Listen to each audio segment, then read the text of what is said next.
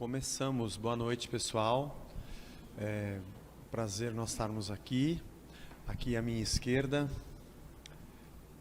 Isaac Sixu, nosso professor de Antigo Testamento, livros históricos, Pentateuco, deu aula de hebraico, teologia sistemática 1 e 2. Que mais, Isaac? Depois que me tornei pai, fluente em mundo bita. É isso. Eu sou poliglota agora, estou falando mundo bita como ninguém. 3 palavrinhas e tudo mais. Muito bom. E aqui à minha direita, corredor, maratonista. Esse cara é impressionante. Israel Mazakorati, aulas de ética, introdução, filosofia e teologia, homilética. Começando em maio e junho aí o curso de homilética também. Uhum. E como Elias, ele corre na frente do carro de Acabe. Exatamente. Vai. Esse daí tem uma vocação para corrida. Muito bom. E eu sou o Zé Bruno. Eu sou o mais iniciante aqui de todos. Nosso tema dessa noite é falarmos sobre controvérsias de Jesus no ambiente em que ele estava. E acho que é um assunto importante, porque nos dias de hoje, quando a gente finca uma bandeira do Evangelho, você não precisa criar uma controvérsia, ela já está acontecendo automaticamente. Pelo fato da vida cristã, diante do cenário que nós estamos, andar na contramão desse tsunami que vem contra a gente. Então, analisar os dias de Jesus, nascido numa cultura judaica, de um judaísmo tardio, com tantas mudanças que aconteceram desde o estabelecimento da religião judaica no Antigo Testamento, passando pelo período interbíblico, de tantas alterações, de tanta corrupção, por que não dizer, né? Dentro da staff sacerdotal, da simonia, da compra da presença na cadeira sacerdotal, e desemboca numa prática cultural, religiosa, porque essas duas coisas elas andam muito juntas, e Jesus vem e anuncia o reino. Estava conversando aqui um pouco antes de começar, Israel estava falando sobre isso, né? Vem um outro reino que causa uma balbúrdia. Pois é, quando a gente olha para essas controvérsias, a gente está acostumado a focar na controvérsia em si, sem considerar o que é que gerou aquela controvérsia, né? E é justamente essa mensagem da chegada do reino de Deus, da proximidade do reino de Deus. Isso marca o início do ministério de Jesus, e isso é o que vai acompanhar, né, toda a vida, toda a trajetória de Jesus e dos apóstolos. Então ele chega anunciando que o reino de Deus estava próximo, e ele o faz dentro de um contexto histórico, com as suas expectativas de governo, com a sua realidade vigente de governo, estruturas de poder religiosa, política e assim por diante. E essa mensagem é muito impactante. Essa mensagem ela gera uma outra forma de se encarar a realidade naquele tempo, né? Então essa proximidade do reino mediante o arrependimento e a fé, e a possibilidade daquelas pessoas que estavam ouvindo Jesus imediatamente acessarem uma nova realidade, viverem uma outra história, né? Então é disso que se trata a mensagem do reino de Deus de Jesus, né? Quer que eu já entre já no... Fica à vontade, fica à vontade, a gente estamos te ouvindo com... Então vamos. Vocês me interrompem quando se ficar muito chato, vocês podem interromper, tá? Mas é interessante porque Jesus tem uma maneira muito particular dele de anunciar o reino de Deus, de comunicar o Evangelho, né? Então a comunicação do Evangelho de Jesus foi objeto de estudo meu no doutorado, e algumas coisas me marcaram bastante quando eu fazia essa pesquisa, né? Porque Jesus ele comunicou a chegada do reino de Deus de uma maneira verbal e de duas formas não verbais. Então, de uma forma verbal, ele pregava, ele ensinava, ele contava parábolas, ele explicava, né, aquilo que ele tinha acabado de ensinar, ele respondia perguntas, ele dialogava com gente que se opunha ao seu ensino, às suas ações e etc. Então, tudo o que é nos evangelhos Jesus verbalmente falando, isso é a comunicação verbal do evangelho do reino de Deus. E aí, evidentemente, que as parábolas, né, que são aquelas pequenas narrativas, né, pequenas histórias ou pequenas comparações que ele faz, ajudava essas pessoas a pensar a realidade de uma outra forma. Então, até então, pensamos Deus de uma determinada forma, mas ele chega com uma parábola e coloca uma pulga atrás da nossa orelha. E se pensarmos Deus de uma outra forma? E se isso for diferente? Né? E ele fala desse reino e etc. E o interessante é que ele não parou nas suas falas, nos seus discursos, né? Mas tudo aquilo que era a sua comunicação verbal do evangelho do reino, se manifestava nas suas comunicações não verbais. Então, nas comunicações não verbais eram duas. A primeira delas eram sinais que ele realizava. Eram sinais miraculosos que ele realizava. Que, de uma forma bem geral, a gente poderia dizer que Jesus estava auxiliando essas pessoas a viverem. Né? Então, ele atendia a necessidades reais da vida humana no que diz respeito à saúde física, à saúde emocional, à reintegração social, familiar, né? A lidar com o fardo da culpa, dos seus traumas. Ele fazia isso por meio dos sinais que realizava, ele ajudava as pessoas a viver os seus milagres, suas libertações e assim por diante. E o segundo modo de comunicação não verbal é um muito marcante e característico de Jesus, que é a comensalidade. Jesus abria a mesa para a comunhão, uma mesa que aos olhos daquela cultura é algo sagrado, é algo fechado, é algo, né, que não se dá aquela comunhão facilmente a qualquer um, né, ou algum que aos nossos olhos não merece estar na mesa com a gente. Jesus faz coisas extraordinárias ao redor da mesa, né? Então a gente poderia passar horas aqui lembrando de cenas de Jesus ao redor da mesa e as muitas coisas que ele fez ao redor da mesa, como ele mostrava que aquela mesa, né, era tão escandalosa para os seus dias que gerava a pergunta: por que você come com publicanos e com pecadores? O que gerava uma situação onde ele poderia fazer a comunicação verbal do evangelho por meio das parábolas e assim por diante. Mas não é uma coisa muito interessante de se observar, porque esse choque desse encontro é um outro tipo de reino, é um outro tipo de rei, para um outro tipo de gente, visando um outro tipo de humanidade, um outro tipo de mundo. Mas vamos pensar teologicamente, puxando aqui para o Isaac.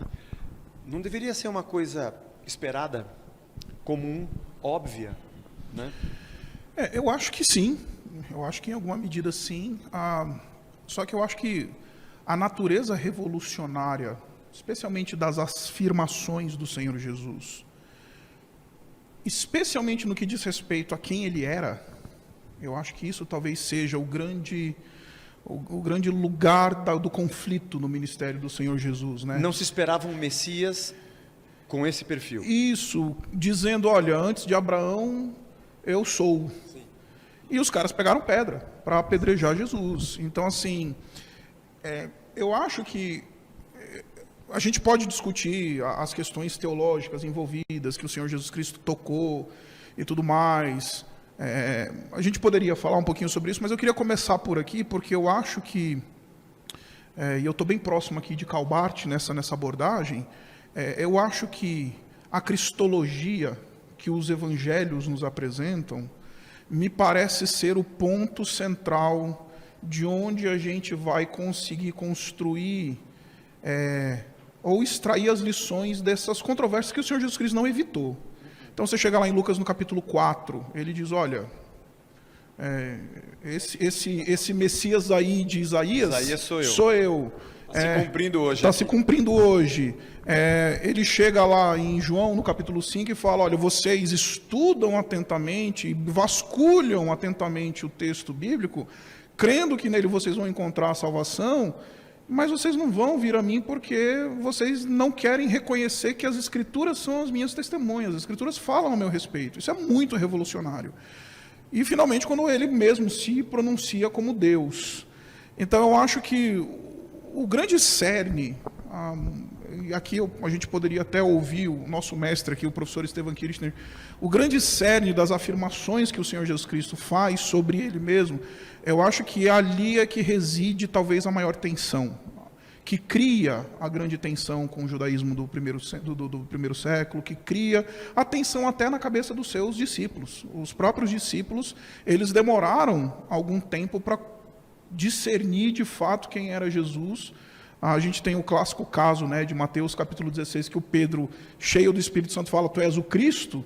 Mas daqui a pouco Jesus tem que dizer para ele: arreda-te de mim, Satanás, porque logo em seguida, né, tira a nota 10 em aula de Cristologia e de repente tira a nota 0 em aula de missão, né, que Jesus diz: já que eu sou o rei, então eu vou morrer. Não, de maneira nenhuma. E aí tira nota 0 na aula de teologia prática. Então, eu acho que a gente precisava começar por aqui. Acho que se for para falar das controvérsias teológicas onde Jesus se envolveu, eu acho que as mais importantes, em todos os evangelhos, tanto os evangelhos sinóticos quanto em João, eu acho que as mais importantes dizem respeito à pessoa do Senhor Jesus. Então, vou jogar aqui. Entendi. A encarnação não era absolutamente esperada, né, e a maneira como ele se apresenta. O Israel falou aqui sobre o que Jesus fazia. Eu sempre gosto de pensar, João diz que muitos outros sinais Jesus fez e que aqueles foram relatados para que vocês creiam que ele é o Filho de Deus. E você falou do reino, que é uma coisa que sempre orienta a minha maneira de enxergar o Novo Testamento, o Evangelho. O reino que chega. Ele cura um cego, no meu reino todo mundo vê. Ele cura um mudo, no meu reino todo mundo fala. Ele cura um coxo, no meu reino as pessoas se locomovem. Ele multiplica o pão, no meu reino não vai ter fome. Sabe? Ele liberta um endemoniado gadareno, no meu reino eu governo. Eu tenho controle sobre a tempestade, eu tenho controle sobre o mar. Eu sou o Senhor, né? Como sinais, esse messiato eles precisavam enxergar um contorno divino nesse descendente de Davi, que não ia sentar no trono de César, não era isso que ele queria, não estava preocupado com um cargo mais importante do Sinédrio, nem com o sumo sacerdócio, né? Era de uma outra ordem. E nesse aspecto me parece que nos dias de hoje nós temos essa dificuldade, porque eu acho que esse assunto, essas ondas chegam até a gente aqui, de pessoas que ainda não compreendem essa nova ordem, né? Essa nova maneira de se encarar o que Cristo fez por nós e quem Ele é. Parece que a gente veste Jesus, às vezes com uma farda, né? Veste Ele com uma roupa de militante e não conseguimos perceber que Ele trouxe esse outro reino. E você falou, né, dessas atitudes tão práticas que fizeram isso, né? As ações de Jesus a gente sempre tem que pensar isso, né? Quando elas acontecem dentro de um propósito, né? É Jesus Cristo trazendo ao mundo o reino de Deus. Então essas ações não são aleatórias, essas ações não são impensadas, muito pelo contrário, né? Nunca jogou conversa fora, né? Não, cada vírgula tinha... A vida dele tem um foco, tem um objetivo, ele sabe aonde ele vai chegar e ele sabe o que ele tem que fazer até chegar lá, né? Então essa clareza que ele tem sobre si mesmo, a consciência que ele tem de si mesmo são coisas bem marcantes. No Evangelho de João tem uma passagem, aí eu estava lembrando agora, enquanto o Isaac falava dessa abordagem dele, e as coisas que Jesus faz. Quando a gente olha para João 13, por exemplo, né, um famoso texto ali do lava-pés, né? A gente está próximo da Páscoa aí, mas é uma coisa marcante ali, né? Porque a cena de Jesus lavar os pés dos discípulos, querer lavar, a reação de Pedro, né? Não vais lavar os meus pés, e se eu não lavar os seus pés, você não tem parte comigo. Então lava cabeça, pé, faz chapinha, né? Geral, serviço completo, né? É interessante, mas olha a beleza da narrativa. Quando você lê a cena que é montada pelo narrador, você tem um encontro com Jesus completamente sereno, em paz. Ele tem o controle absoluto da situação. mesmo sabendo que o que vai Ainda acontecer que dali a para frente. agonia estivesse ali. Exato. Mas ele tem um controle sereno, ele está ali. Né? O texto fala que ele sabe de quem ele veio, ele sabe que o Pai colocou todas as coisas sob a sua autoridade, ele sabe para onde ele vai, né? Ele tem consciência de quem ele é, e por isso é que ele pega a toalha, pega a bacia e vai lavar os pés dos discípulos. Né? Então a consciência que ele tem de si, sua identidade, né, é a partir daí que ele vai atuar, é a partir daí que ele vai agir como agia, né? Sem pensar duas vezes, né? No quanto aquelas ações dele poderiam complicar a sua vida e a sua trajetória, e complicavam, né? Então isso é realmente coisa que marca muito, né? Esses feitos. E até de Jesus. pensando que um líder comum, um homo sapiens sapiens normal, pensaria assim, bom, mas o meu último encontro com eles é esse jantar aqui, né? Ou vocês arrumam lá no cenáculo, tem todo aquele negócio, fala que vão abrir a porta para vocês, né? E aí prepara umas canetas e um papiro, uma pena, tinta, que eu preciso, é a última reunião, entendeu? Vamos fazer um checklist final. Eu tenho imagina, os 3 anos e meio, quanta coisa, deixa eu fazer uma revisão aqui rápida, né? Tipo o cursinho, vamos fazer. Amanhã é o vestibular. Né? Tem o extensivo, tem a turmas de maio, o semi, agora é o intensivão, né, meu? Tem tanta coisa para falar e ele simplesmente pega uma toalha e mergulha na humildade. E ali diante dele estava simplesmente Deus em carne. Isso realmente não dá para caber na nossa cabeça. Eu indo para o lado que você foi, não vai caber. Não vai caber nunca. E aí a gente pode voltar em Agostinho, falar de um Deus que se preocupa com a sujeira e o pé cansado dos seus discípulos. Enfim, tanta coisa que explode ali em João 13, né, como você mencionou. Outra coisa que eu gostaria de tratar aqui é talvez tratar um pouquinho, você mencionou, né, essas expectativas que eventualmente o Senhor Jesus Cristo não atende como os judeus esperavam, como o Messias que era, se apresentando como Messias, mas que eventualmente ele atendeu de fato, como os evangelhos dizem, ou que pelo menos cumpriu essas expectativas todas, né? Então, por exemplo, a expectativa de reunir novamente o povo de Israel como povo de Deus. Essa era uma expectativa real dos judeus do primeiro século, de que esse Messias ele seria um pastor que ia trazer de volta para o aprisco, para Israel, o povo da aliança, né? Você tem a expectativa da libertação dos inimigos e etc. Você tem a expectativa do Messias como aquele que ia produzir uma reforma espiritual no meio do povo e etc. Então, assim, olhando para pelo menos essas 3 expectativas, em alguma medida o Senhor Jesus Cristo realizou cada uma delas. Ele reuniu o seu povo, ele continuou, ele produziu uma reforma espiritual, que inclusive o seu livro trata bastante disso, e ele também, eventualmente, se apresenta, né, de maneira cabal como esse Messias que vai derrotar os inimigos, mas que eles pensavam que era Roma, mas não é Roma, né? Então, isso talvez seja também outro ponto de contato com aquele judaísmo do primeiro século que cria tensão, né? Que cria algum tipo de conflito, que olha para esse tipo de movimento e fala assim, não, mas espera aí, o Jesus que eu estava pensando era um Jesus meio do tipo dos zelotes, assim, vamos pegar a espada e sair descendo o rei aí nesses judeus, nesses romanos, e Jesus vai nos liderar nesse processo e etc. Então, enfim, eu acho que isso daí também é uma coisa que a gente poderia colocar como um tempero, porque é uma expectativa em alguma medida frustrada por causa da leitura errada, eventualmente, que os judeus eles estão fazendo da antiga aliança, mas que o Senhor Jesus Cristo cumpre, não do jeito que eles esperavam, mas ele cumpre todas essas expectativas, né? Foi tema do nossa semana do DEMIN, sobre modelos eclesiológicos. O professor Valdinei nos deu 3 palestras de Eugene Peterson sobre liderança.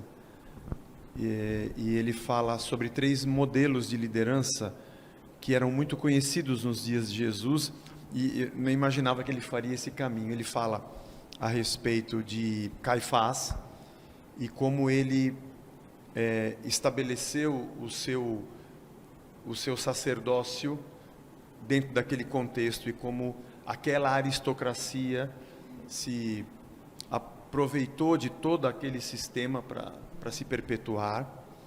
Ele falou sobre Herodes, a violência do estabelecimento do seu governo e de tudo que ele causou, inclusive na sua morte. Ele determinou que milhares de homens fossem mortos no mesmo dia que ele morresse, para que muitas famílias estivessem chorando, porque talvez não tivesse ninguém chorando por ele, o que acabou não acontecendo. E ele coloca no tempero a liderança de Flávio Josefo, que não está nas escrituras, né? E como que ele foi muito sagaz, manipulando uma liderança dos zelotes, que tinham uma violência para um estabelecimento do reino, ao mesmo tempo que ele se safa de morrer junto com os zelotes e acaba tendo um lugar dentro do Império Romano.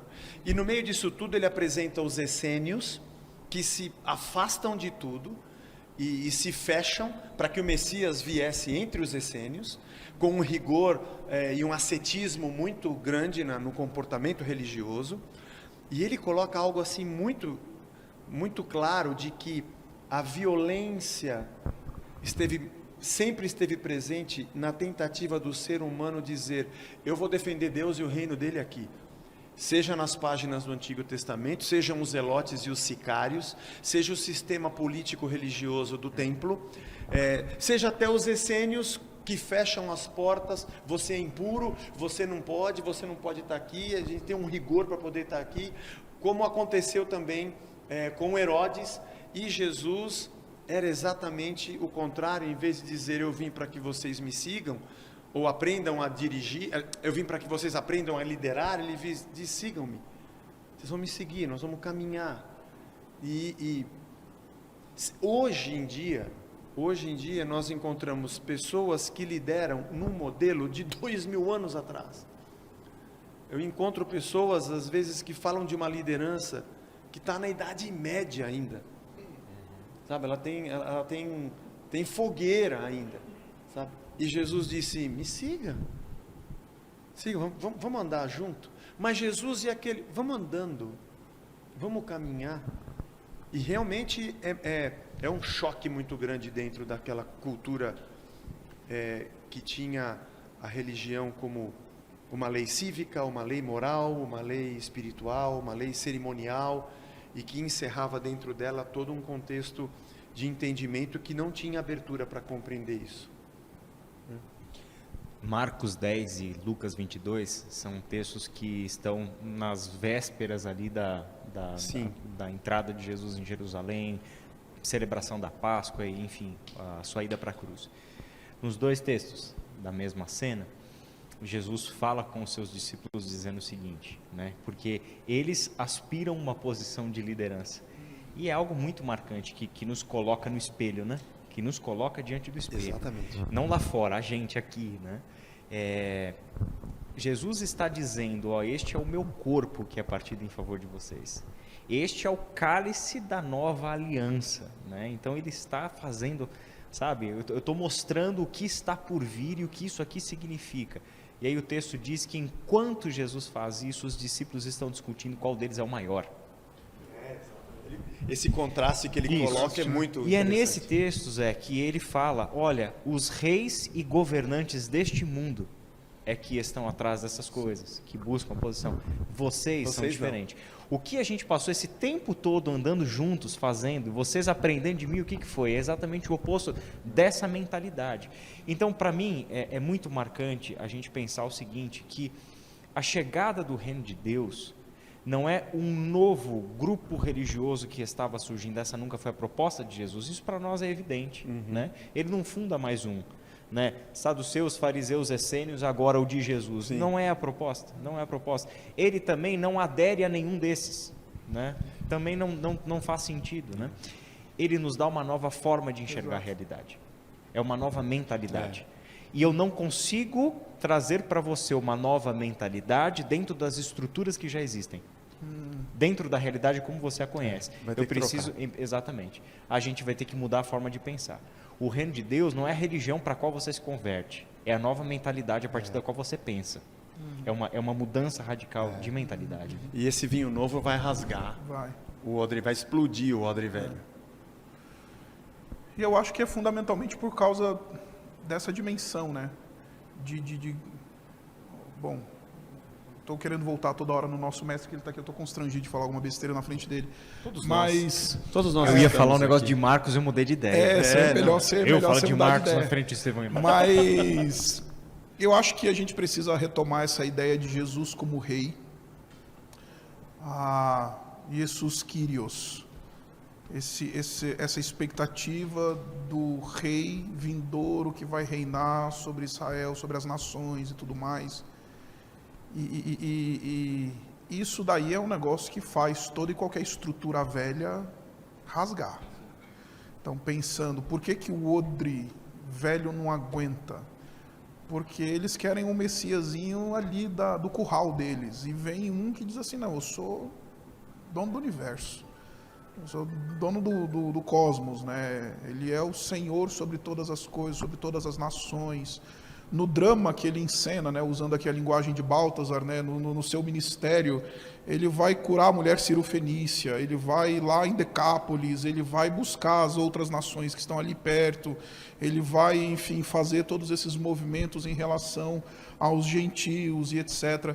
Então, assim, eu acho que esse Jesus, em alguma medida selvagem, né, para esses judeus que estão querendo colocar Jesus domesticado, esse Jesus eles não dão conta, eles não conseguem lidar. Então, ou eu mato ele e acabo de uma vez com essa ameaça que ele está trazendo, ou eu me curvo diante dele e falo, de fato, tu és o rei. E, inclusive, essa é a grande briga ou discussão de Jesus com Pilatos, né? Jesus fala, você é o rei dos judeus? Já que você está dizendo você é o rei, ele está dizendo, bom, tu dizes, né? E no final das contas, o próprio Pilatos manda escrever, né? Na placa da sua crucificação, está aí, Jesus Cristo, o rei dos judeus, né? Jesus Nazareno, rei dos judeus. Então, enfim, eu acho que essa dimensão de Jesus como esse rei indomesticado, eu acho que isso daí é uma coisa que não tem jeito, não vai ter estrutura, que não é um outro grupo religioso que Jesus está trazendo, não é por causa desse tipo de rei que ele se apresenta, não dá para falar de um novo grupo religioso, não dá para falar de uma nova teoria, de um novo sistema, de um novo pacote. É completamente fora de todos esses modelos, né? Isso que você falou, uma ameaça, é uma ameaça branda. Uhum.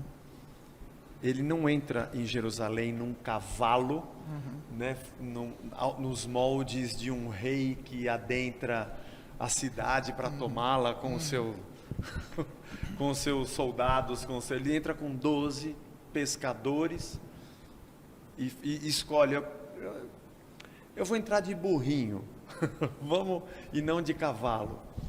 Eu sempre imagino Marcos 12, as passagens da entrada triunfal, de que a gente está vendo ali um microcosmos de todo o embate do reino das trevas contra o Filho de Deus.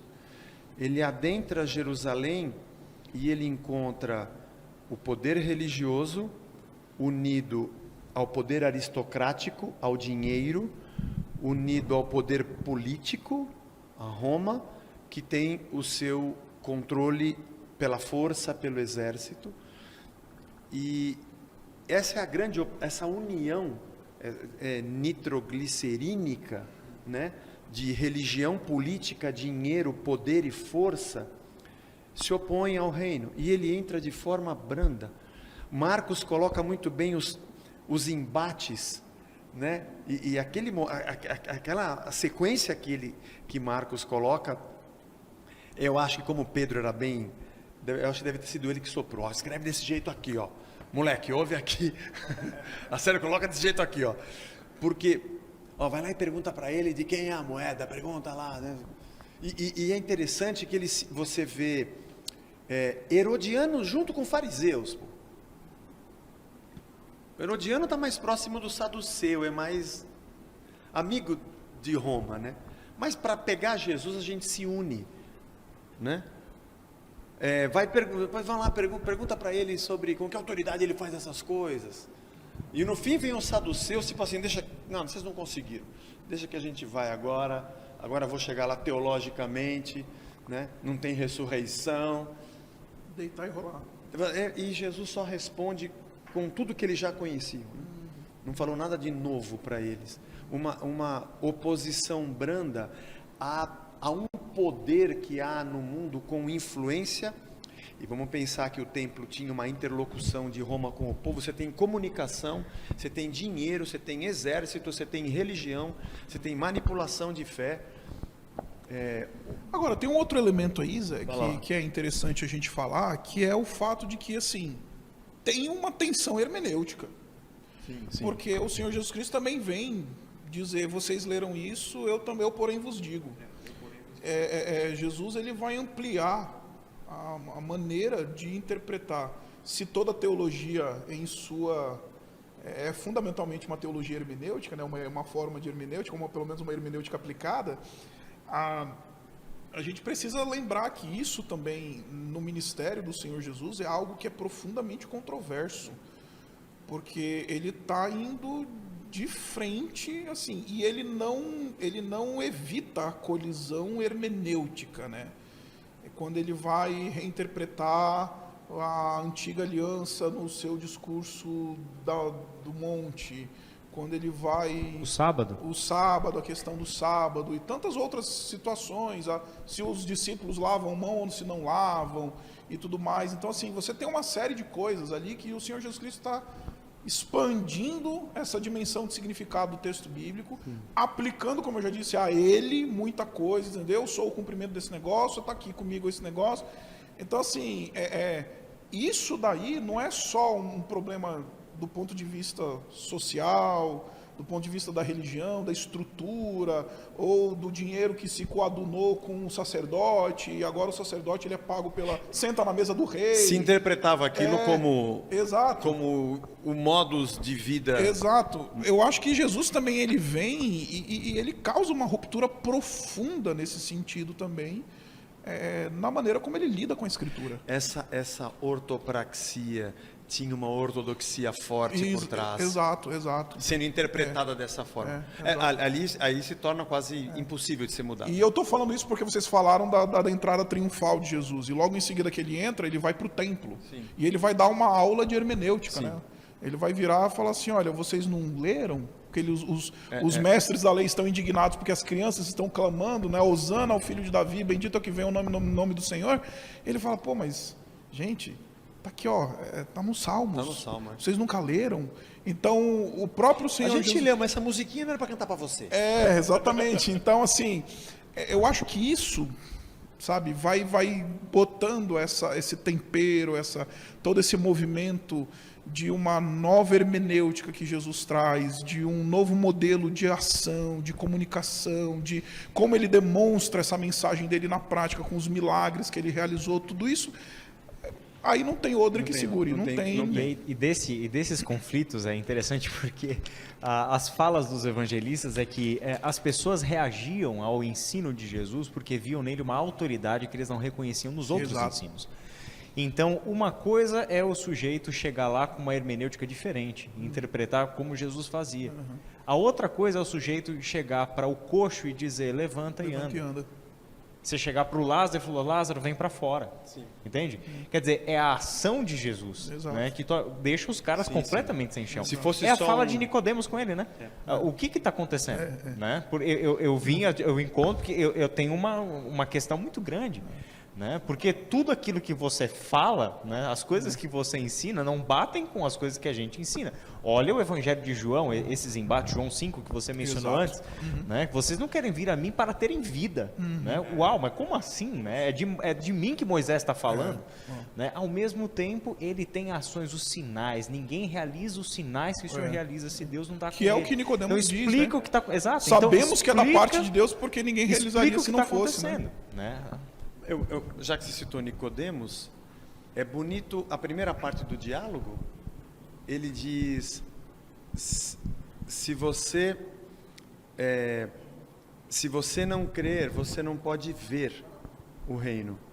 Depois ele fala sobre entrar, mas o primeiro verbo é enxergar, né? Pensando aqui numa nova ótica, numa nova lente. Você falou de hermenêutica, né? Eu gosto de pensar também que você viu os sinais, Nicodemos? Eu vi. E ninguém pode fazer se Deus não estiver com ele. Então, queria abrir a porta para você ver que tem muito mais do que só sinais. Se você não entender o que é o reino e não enxergar o reino, você vai ver só um curandeiro, você vai ver um Teudas ou um Judas Galileu, você vai ver, né? Mas aqui tem algo mais. E essa abertura de olhos é nascer de novo, cara. Não é eu sentar com você e te dar algumas aulinhas para que você seja capaz. Não, é um nascer Revelação. de novo.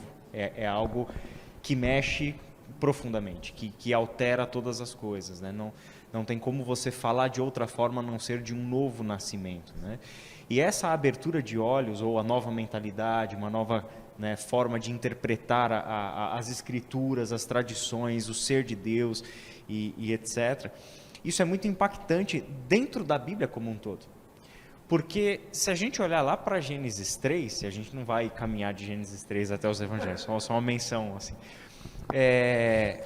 As coisas acontecem nos olhos, né? E os olhos deles foram abertos e eles perceberam que estavam nus, né? Mas o que mudou? Eles já estavam nus antes, os mesmos olhos estavam ali, os corpos eram os mesmos, o entorno era o mesmo, o ambiente, quer dizer, alguma coisa nos olhos foi mudado. Abriram os olhos e passaram de enxergar as coisas, deixaram de enxergar as coisas como outrora enxergavam quando tinham uma relação perfeita com Deus, né? É interessante porque isso vai aparecer nos Evangelhos. O texto, né, ver o reino de Deus. Jesus, lá com os discípulos no caminho de Emaús, e os seus olhos foram abertos e eles reconheceram o ressurreto. Eles estavam andando com Jesus esse tempo todo, né? Mas os olhos foram abertos e aí ele desapareceu da vista deles, né? O finalzinho do capítulo 10 de Marcos, quando ele cura o cego, além da cura, né, de tantas outras curas que Jesus tinha feito, ele tem um elemento simbólico na narrativa muito forte, porque aquilo é a essência do evangelho impactando uma vida, chegando numa vida. Eu era cego e agora eu vejo, né? Então os olhos foram abertos, então enxergaram uma outra realidade. Se a gente olhar para o que os evangelistas fazem, ao escolherem quais sinais eu vou pôr aqui, como é que eu vou amarrar uma história com a outra, um diálogo com o outro, uma viagem com a outra e etc. Quando eles fazem essa seleção e fazem as opções de narrador, eles estão retratando isso, né? Olha o começo de Marcos, como ele é emblemático assim do movimento de uma realidade sobrenatural, espiritual, se opondo a Jesus e Jesus demonstrando ali o seu poder e autoridade sobre os demônios, os espíritos malignos, etc. Né? Então esse senhorio de Jesus que está em atividade mostrando para a gente, algo novo está acontecendo aqui. Quando abre os olhos não tem o que a gente fazer, né? E ele conta na parábola do semeador, quando os discípulos perguntam, explica-nos a parábola. Por que você fala desse jeito, né? Porque vocês vão entender e eles não vão entender. Ele cita Isaías, né? Quem ouve vai passar a não escutar, quem vê vai passar a não enxergar mais. Quem tem vai ser dado, né? E até de quem tem, o mínimo que tem, lhe vai ser tirado, né? Enquanto você estava falando, Israel, me veio à mente a profissão do centurião, que o que ele está vendo é Jesus morrer, é um homem morrendo. E é isso que ele está vendo. É Jesus morrendo, um homem morrendo. E ele diz, verdadeiramente este era filho de Deus. Eu acho que não tem jeito. Eu, com esse meu espírito aqui, baltasariano e bartiano, não consigo não chegar na cruz, no Cristo crucificado. Essa é a cena do cristianismo, esse é o negócio do cristianismo, é isso que é o que o próprio Paulo disse, eu não preguei a vocês outra coisa senão a Cristo e este crucificado. Então, eu acho que é paradigmático nessas várias cenas de gente abrindo os olhos. De fato, muitos abriram os olhos com os milagres de Jesus, muitos abriram os olhos com a fala de Jesus, com eventualmente alguma coisa, mas quando você chega na cena em que você tem o centurião romano, que é o inimigo, é o cara que crucificou Jesus, né? É o representante ali na cena de toda a força imperial que botou Jesus na cruz. Mataram Jesus. E justamente ao matar Jesus, eles têm o seu olho aberto. Verdadeiramente, este era o Filho de Deus. Então, para mim, eu acho que tem que cair no Cristo crucificado. O sangue escorrendo, o homem dilacerado, é a grande cena que vai abrir olhos dos que precisam ter os olhos abertos para crer. Eu acho que essas cenas de Marcos, Isaac, ela mostra muito esse jeito fora dos padrões do reino de Deus ser anunciado, de chegar na história. Porque Marcos começa o evangelho com o princípio do evangelho de Jesus Cristo, o Filho de Deus. Então, ele deu uma piscadinha para o leitor e falou, já vou compartilhar com você quem é Jesus, mas os caras envolvidos na narrativa não fazem a mínima ideia de quem é Jesus. Sim.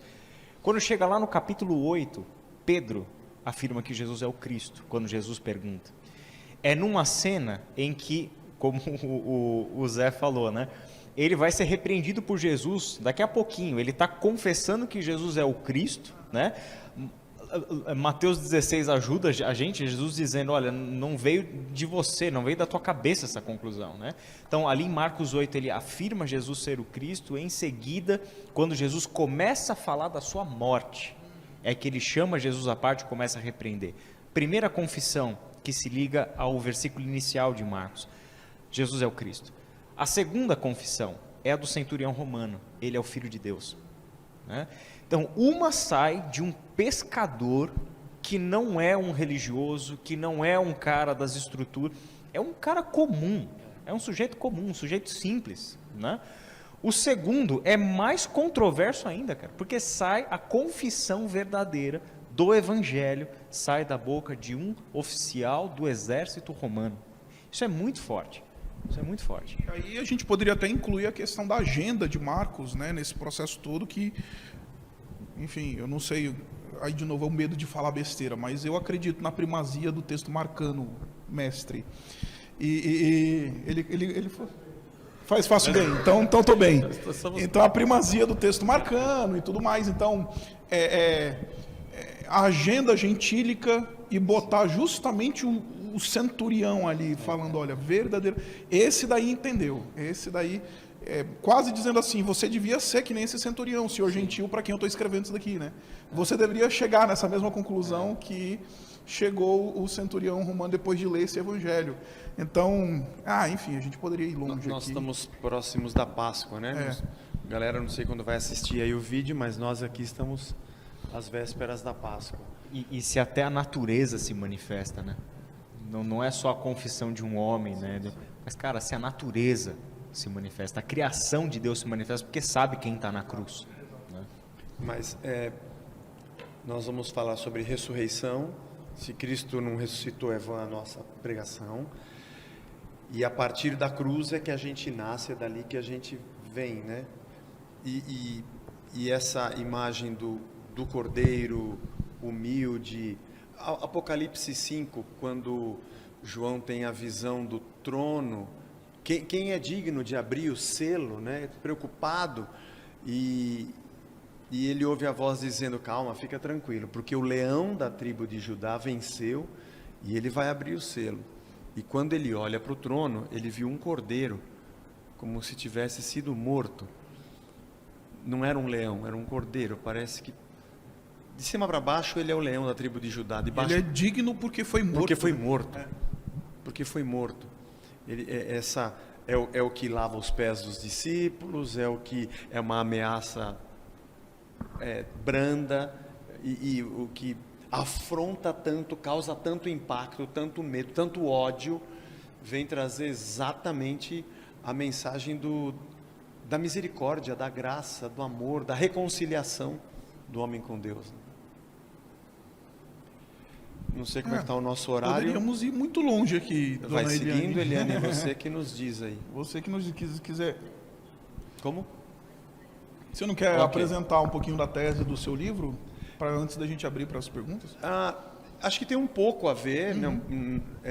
Na verdade, nasceu no meio da pandemia, era uma necessidade que eu tive de fazer algo devocional para a igreja, e eu fiz uma série do Sermão do Monte, e todo dia tinha uma reflexão, ia gravando, colocando no YouTube, e quando eu acabei essa série, eu tive um insight, assim, um pensamento de que Deus virou gente e falou com um monte de gente. Assim, a gente está aqui conversando, estamos sendo edificados, nosso coração arde.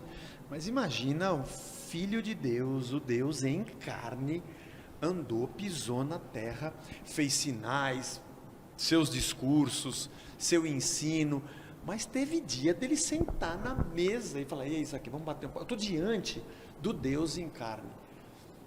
Quando ele conversou com gente, que papo foi esse? Que conversa foi essa, né? E eu fui levado na pandemia aí para os diálogos de Jesus e os bate-papos. Então tem conversas com os seus discípulos, tem essa, né, de ele com Pedro, a história da mamãe. Oh, Jesus, pode sentar um à tua direita e um à tua esquerda. Não sei se eles estão preparados, porque vão estar pregados, vão estar amarrados, né? Uma à minha direita, uma à minha esquerda. Não, mas pelo menos Israel está à direita do Zé.